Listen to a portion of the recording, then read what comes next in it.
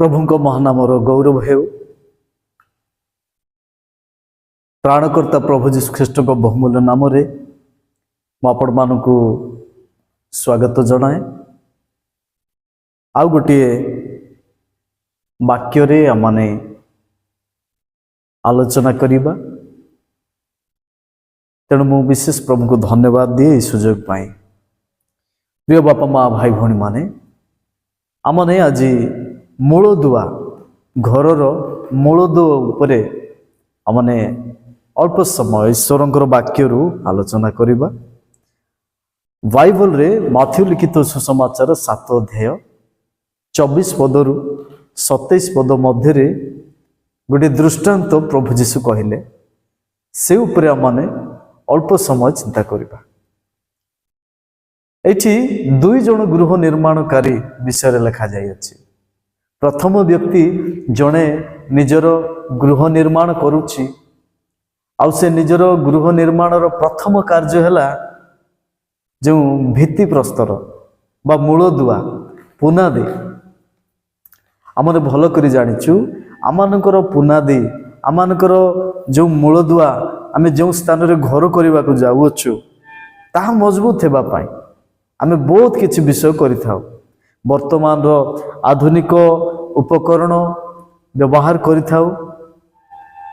आमने से पुराना स्टाइल रे आ घर करूना हो। आजिकल आमने नूतन नूतन कौशल रे आमने करिथाउ। उत्तम कथा भल कथा। प्रभु गोटे दृष्टांत देले जे जन व्यक्ति गृह निर्माण करुचे प्रथम व्यक्ति आ से बाली उपरे घरर मूलदुआ बाली उपर पकाउछ। आ जो समय वृष्टि होउची झड़ बा वर्षा होउची सेई समय सेई घर उपर प्रभाव पड़ुची।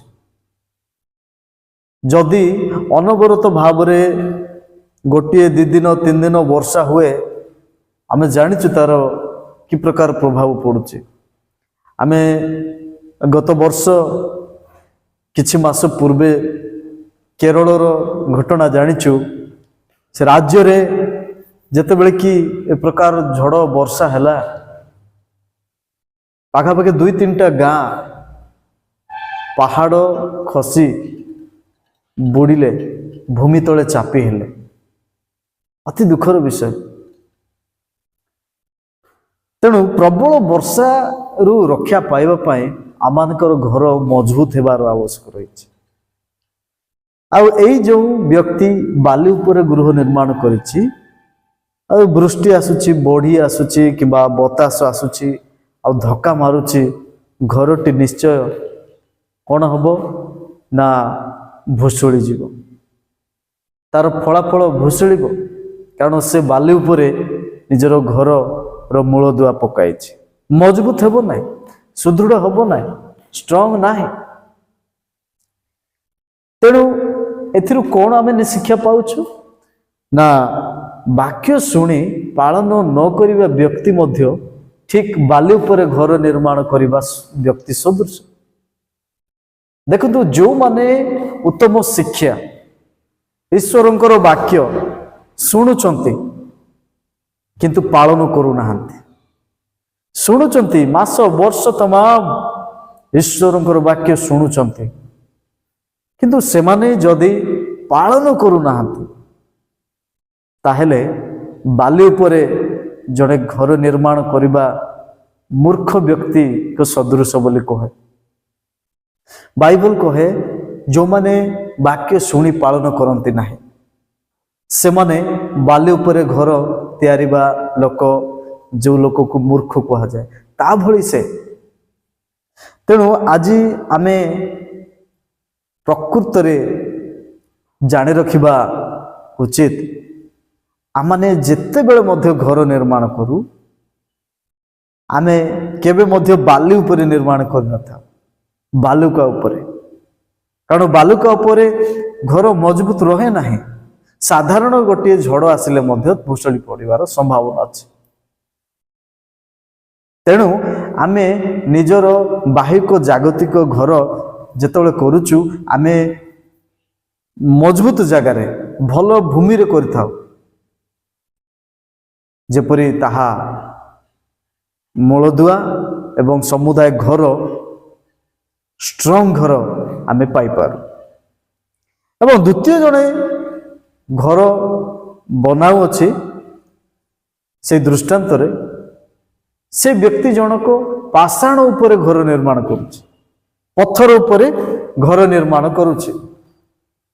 आउ जे जो समय वृष्टि आसुअछि, बढी आसुअछि, बतास आसुअछि, आउ धक्का मारुछि, घर को धक्का मारिले मध्य किछि हो नाही, कारण तार मूल दुआ पाषाण उपरे अछि, तार भित्तिमूल मजबूत अच्छे।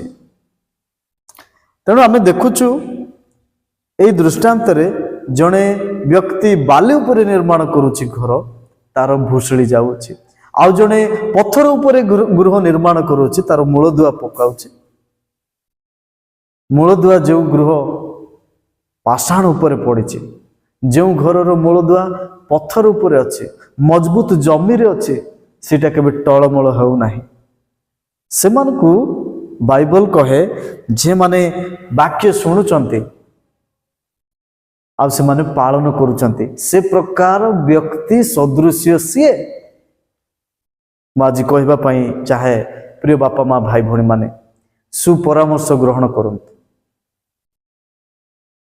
ईश्वरंकर वाक्य विश्वास करिबा यथेष्ट नुहे, शुणिबा मध्य यथेष्ट नुहे, किंतु ईश्वरंकर वाक्य शुणी पालन करिबा बड़ विषय।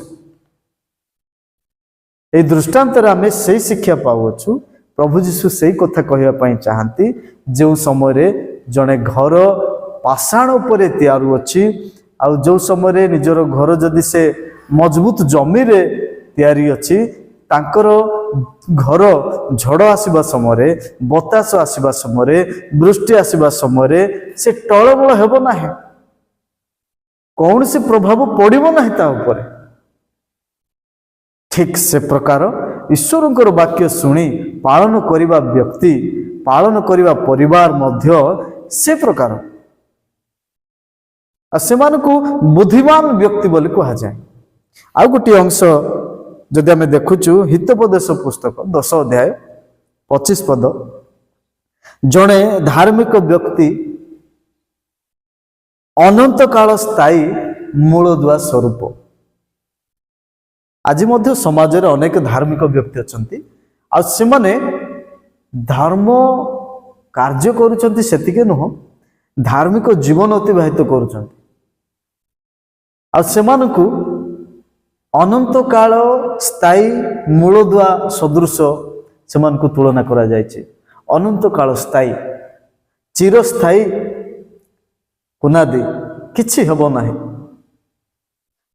तेणु मु आज कहबा पई चाहे जे जो माने ईश्वरंकर वाक्य शुणी पालन करूछंती से माने पत्थर उपरे मूलदुआ बा घर निर्माण करथिबा व्यक्ति सदृश।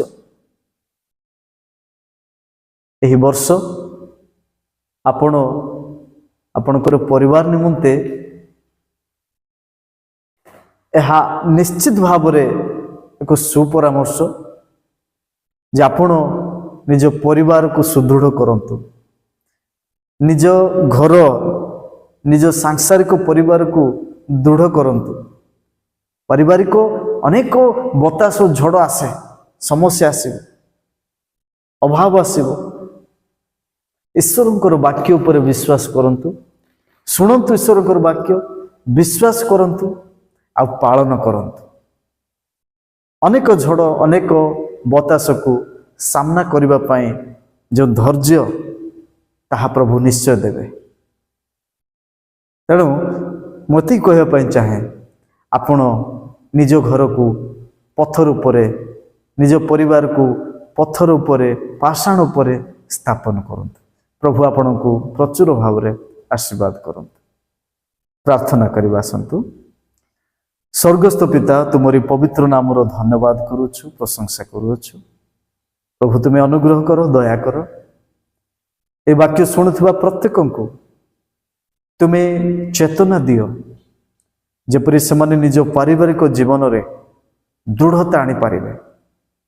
आसुथिबा झड़, समस्या, दुख सब विषय को सामना करिया पाई तुमरी वाक्य उपर भरोसा करिवे, विश्वास करिवे एवं मजबूत